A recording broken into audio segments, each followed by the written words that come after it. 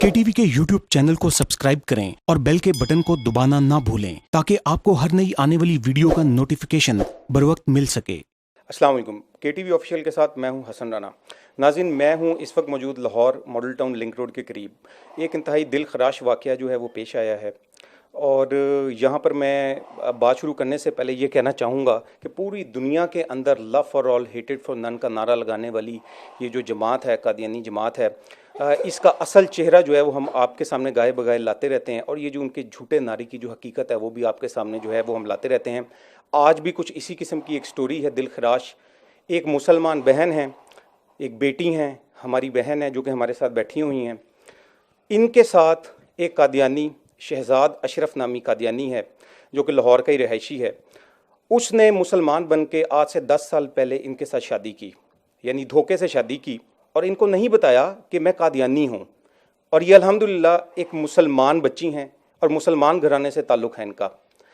उसने धोखे से इनके साथ शादी की और शादी करने के बाद ये छुपाता रहा कि वो कादियानी है, लेकिन वक्त गुजरने के साथ साथ इनको शक पड़ना शुरू हो गया कि ये शख्स जो है इसका कादियानी जमात से ताल्लुक़ है, क्योंकि अल्हम्दुलिल्लाह इनके दिल में ईमान का नूर मौजूद है। जिस वक्त इनको ये पता चला, आज से तकरीबन 8 से 10 महीने पहले की बात है, जिस वक्त इनको ये कंफर्म हो गया और इनके हाथ ये मुकम्मल तौर पे सबूत इन्होंने हासिल कर लिए इस बात के कि ये शख्स जो है ये बहुत इंतहाई कट्टर किस्म का कादियानी है, तो इन्होंने ये उसका घर छोड़ के इन्होंने फ़ैसला कर दिया कि मैं अब अपने वालिद के घर दोबारा वापस आ जाऊंगी और मैं इस शख्स के साथ ज़िंदगी नहीं गुजार सकती क्योंकि ये कादियानी है।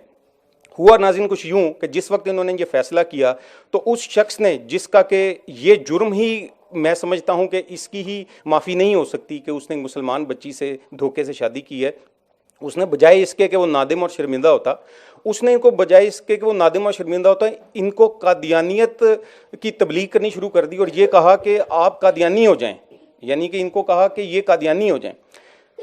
इनके दिल में क्योंकि अल्हम्दुलिल्लाह ईमान का नूर मौजूद है, इन्होंने कहा कि मैं हजूर नबी करीम सल्लल्लाहु अलैहि वसल्लम के साथ बगावत नहीं कर सकती और मैं कादियानी नहीं हो सकती।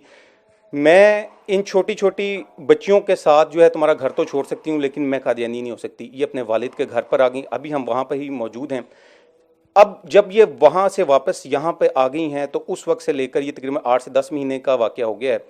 अब वो इनको ब्लैकमेल कर रहा है, धमकियाँ दे रहा है, और ना सिर्फ धमकियाँ दे रहा है और ब्लैकमेल कर रहा है, बल्कि वो इनको मुख्तलिफ खुफिया नंबरों से भी फ़ोन करवा रहा है और इनको प्रेशराइज करवा रहा है कि तुम मुख्तलिफ जो इन्होंने केसेस जो अदालतों के अंदर या इन्होंने जो पुलिस स्टेशन में जो दरख्वास्तें दी हुई हैं, वो कह रहा है कि ये वापस ले लो और तुम वापस आ जाओ।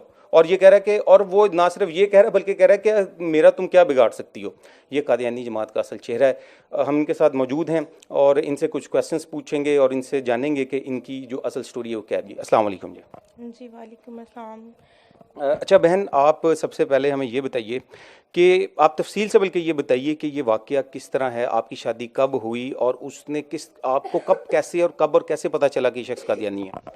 जी 10 साल पहले मेरी शादी हुई और इनकी फैमिली ने बिल्कुल भी ये शो नहीं करवाया कि ये कादियानी है, तो हमें तो कभी ये ख्वाब में भी नहीं पता था कि ये कादियानी ये वो। मुसलमान शो किया और मुसलमान के घर से ये लेके गए हैं ब्याह के। तो काफ़ी अरसा गुजर गया और इनकी थोड़ी कुछ बातों से मुझे फ़ील होता था, मैं पूछती थी तो यानी कि एकदम से गुस्सा होकर कहता था नहीं कुछ नहीं है ऐसा। तो एक दिन मैंने मिर्ज़ा मसरूर जो है इनका कादियानी, उनके साथ मैंने इनकी पिक्चर देखी, जो मैंने आपको दिखाई भी है पिक्चर। वो फिर हंस मान गया कि मैं कादियानी हूँ, इसने मारपीट शुरू कर दी। मैंने अपने वालिद को बताया कि ये इस तरह से कादियानी है और शक मुझे पहले था। जब मुझे शक पड़ना शुरू हुआ और इनको पता चल गया कि ये फैमिली थोड़ी मज़हब से सख्त है, इनके दिल में नबी का प्यार पर नूर है, ये कभी ऐसा कदम नहीं उठाएंगे। इन्होंने 2 बेटियां पैदा की मुझसे ये सोच के कि ये बेसहारा होके ये कहेगी कि मैं कादियानी ही हो जाती हूँ, लेकिन ऐसा कुछ नहीं। जो ये मुझे नुकसान पहुंचा सकता था इसने हर किस्म का, मेरा घर भी इसने धोखे से अपने नाम लगवा लिया, फिर इसने मेरी गाड़ी अप्लाइड फॉर मेरे अब्बू ने मुझे दी थी वो भी बेच दी। यानी कि मुझे इसने इस तरह जिसे कहते हैं ना कोशिश की कि ये कादियानी हो جائے گی. بچی کی میں اسکول جانے کے لیے فیس مانگتی ہوں تو کہ یہ تب میں سب چیزیں پرووائڈ کروں گا کہ جب وہ بچیاں قادیانی ہو جائیں گی. ان بچوں کو میں کھانے کے لیے بھی تب دوں گا کہ وہ بچیاں قادیانی. میں نے ان کو کہا اس طرح کا ظلم نہ کرو, ان بچیوں کی غلطی نہیں ہے کوئی بھی, مجھے یہ بچیاں تم دے دو, میں ان کو قادیانی کروں گا, میں اپنے ساتھ رکھوں گا, تو پھر ان کی پڑھائی بھی ہوگی, ان کو کھانا پینا. یہ ظلم جو ہے یہ بہت ناانصافی ہے. ان بچوں کی تو غلطی نہیں ہے نا, لیکن یہ جو انہوں نے کیا یہ سخت ہمارے مذہب کے ساتھ مذاق کیا انہوں نے. قادیانی اور مسلمان کا تو نکاح نہیں ہوتا. ان کی بھابھی ہے ایک, ان کے بھائی نے اہلی تشی سے شادی کر کے اس کو بھی قادیانی کیا ہے. ان کا تو بزنس ہی میرے خیال سے یہ ہے کہ یہ قادیانی کرتے ہیں. جو آپ نے کرنا تھا ٹھیک ہے وہ بھی کر لی ہے, آپ اپنے مذہب میں اپنے مذہب میں اپنی زندگی بھی گزار لوں گی, لیکن میری بیٹیوں کا حق دیں. وہ کہتے ہیں کہ نہیں بیٹیاں ہمیں دیں, ہم قادیانی کریں. میرا ضمیر نہیں گوارا کرتا, میرے دل میں میرے نبی کی جو محبت ہے نا, میں ان بچیوں کو بھوکا رکھ لوں گی, پھر اس سے بہتر یہ ہے تو میں نہیں کروں گی.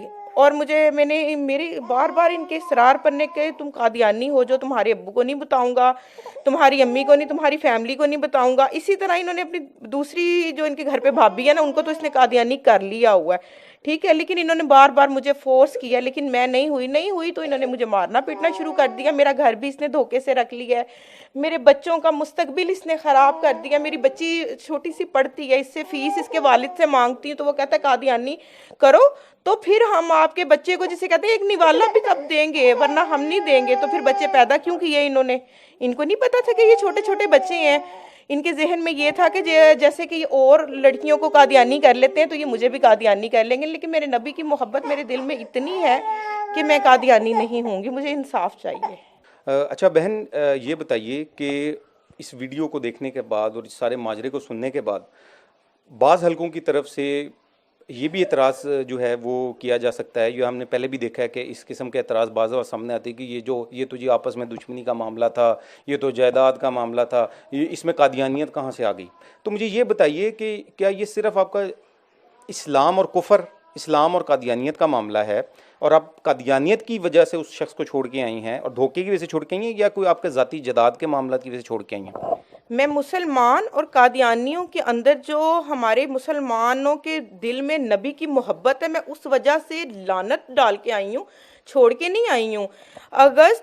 13 اگست کی رات تھی, جو پچھلے اگست کا مہینہ گزرا ہے.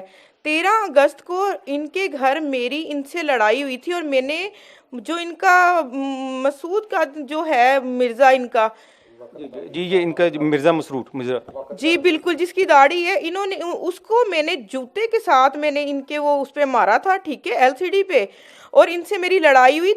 تب اس دن تو مجھے کنفرم پتہ چل گیا تھا وہ ہماری پہلی لڑائی تھی, اور جس کو اس نے جائیداد کا, پیسوں کا رنگ دے دیا.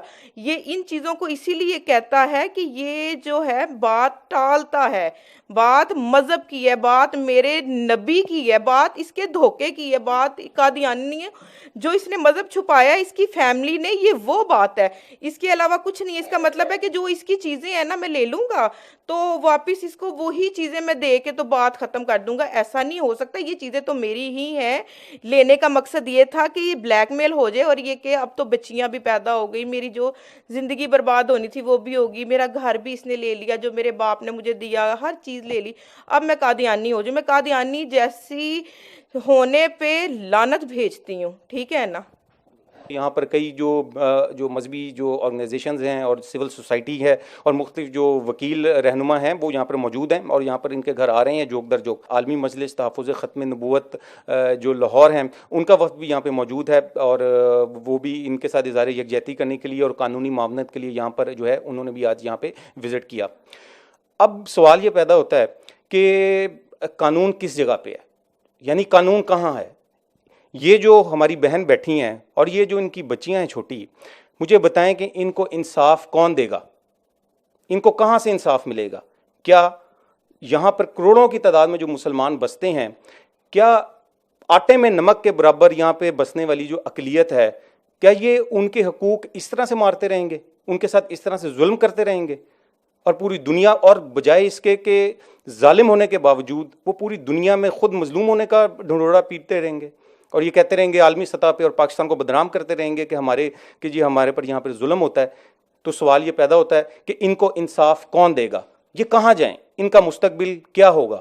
تو میری گورنمنٹ سے یہ اپیل ہے، اور میں گورنمنٹ سے اور بلکہ سی سی پی او لاہور سے اسپیشلی میں یہ اپیل کروں گا کہ اس کیس کو فوری طور پہ پٹ اپ کریں، اس سے پہلے کہ یہاں پر مسلمانوں میں اشتعال پھیلے۔ آپ کو پتہ ہے کہ مسلمان ختم نبوت کے اوپر کسی قسم کا سمجھوتا نہیں کر سکتے، اور ہمیشہ سے ہم قانون کی بات کرتے آئے ہیں اور آج بھی قانون کی بات کریں گے۔ قانون پر عمل درآمد ہونا چاہیے، اور سیکنڈ یہ کہ جلد از جلد حکومت کو اس کا نوٹس لینا چاہیے، اور یہ بھی اس بات کی بھی انکوائری کرنی چاہیے کہ وہ کون سے عناصر ہیں جو کہ خفیہ نمبروں سے ان کو پریشرائز کر رہے ہیں فون کر کے۔ قادیانی جماعت کے کچھ سربراہ ہیں، لاہور کی لیڈرشپ ہے، وہ ان کو پریشرائز کر رہی ہے اور کہہ رہی ہیں کہ آپ کیسز واپس لے لیں اور واپس آ جائیں، اور ان کو تھریٹ بھی کر رہے ہیں، دھمکیاں دے رہے ہیں۔ ان کے پاس واٹس ایپ کے اوپر میسیجز وہ موجود ہیں جو کہ پرووائڈ کیے جا سکتے ہیں۔ تو میری گورنمنٹ سے یہ اپیل ہے کہ گورنمنٹ جو ہے وہ ان کو مکمل تحفظ فراہم کرے، ان کو سیکیورٹی دے، اور ان کے جتنے کیسز ہیں ان کو فوراً جو ان کی سنوائی کرے، اور اس پوری فیملی کو، ان ہماری بہن کو اور بچیوں کو انصاف مہیا کرے۔ KTV آفیشیل کے ساتھ حسن رانا کو اجازت دیجیے، اللہ حافظ۔